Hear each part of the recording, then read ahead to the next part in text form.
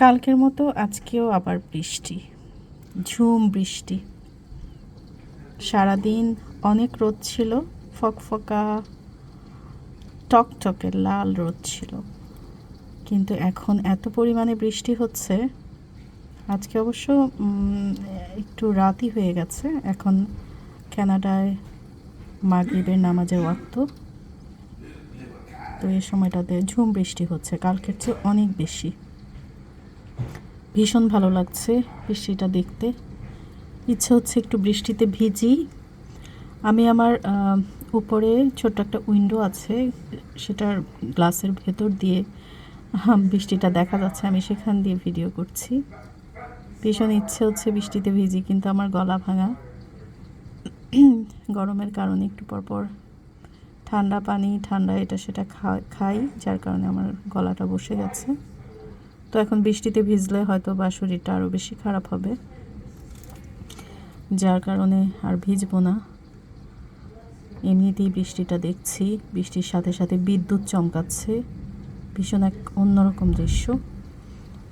ওই যে ওই পাশের আমার বাড়ির সামনে যে রোডটা আছে, সেখান দিয়ে গাড়ি চলাচল করছে, মাঝখানে একটা সুন্দর পার্ক, তারপরেই আমার বাড়ি।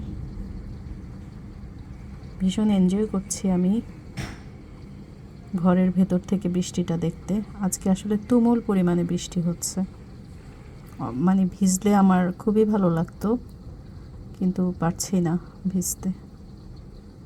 যাই হোক, আমি এমনিতেই এনজয় করতে থাকি আর আপনাদেরকেও দেখাতে থাকি যে আমাদের কানাডায় বৃষ্টিটা।